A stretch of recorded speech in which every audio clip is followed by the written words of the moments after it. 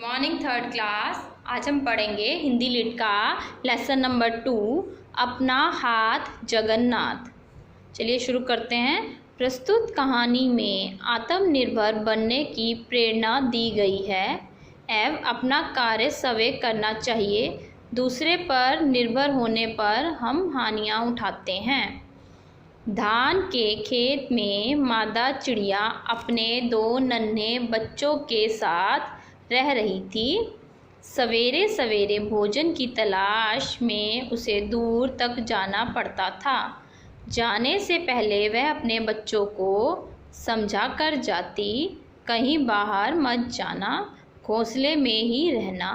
कोई यहाँ आए तो उसकी बातें ध्यान से सुनना, क्योंकि फसल कटने का समय आ चुका है। हमें जल्दी ही यह स्थान छोड़ना होगा। एक दिन मादा चिड़िया के जाने के कुछ देर बाद ही किसान व उसका बेटा खेत पर पहुंच गए। फसल को लहलहाते देख किसान बोला, फसल की कटाई का समय आ गया है। अब गांव वालों और पड़ोसियों को कटाई के लिए कहना होगा। मादा चिड़िया के द्वारा भोजन लेकर वापस आने पर उसके बच्चों ने सारी बातें उसे बता दी।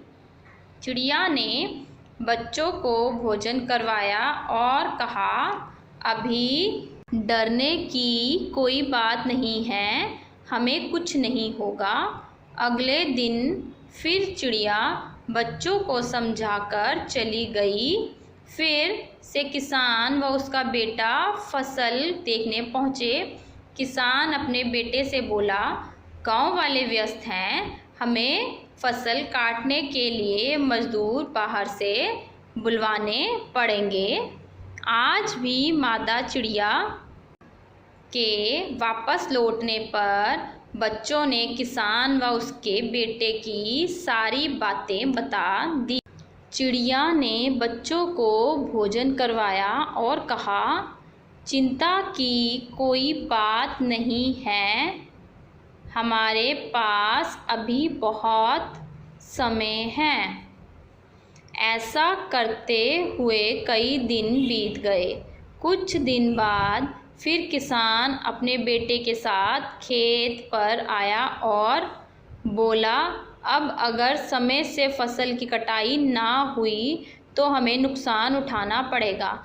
चूँकि कहीं से सहायता नहीं मिली, अब हमें स्वयं ही फसल की कटाई करनी होगी। किसान के बेटे ने हामी भरी और वहाँ से चले गए। मादा चिड़िया जब खाना लेकर लौटी तो बच्चों से बोली, अब किसान सचमुच गंभीर है, वह फसल अवश्य काटेगा। अब तुम दोनों ही उड़ने में सक्षम हो।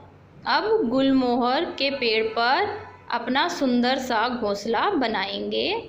चिड़िया की बात सुनकर बच्चों ने अचरज से पूछा, आप यह बात इतने विश्वास से कैसे कह सकती हैं? चिड़िया ने बच्चों को समझाया, इस बार किसान व उसका बेटा फसल काटने स्वयं आ रहे हैं। उन्हें ज्ञात हो गया है कि अपना काम दूसरों पर नहीं छोड़ना चाहिए, बल्कि स्वयं करना चाहिए। चिड़िया अपने बच्चों को यही शिक्षा देकर नए घोंसले की ओर उड़ गई। ओके बच्चों, बाय।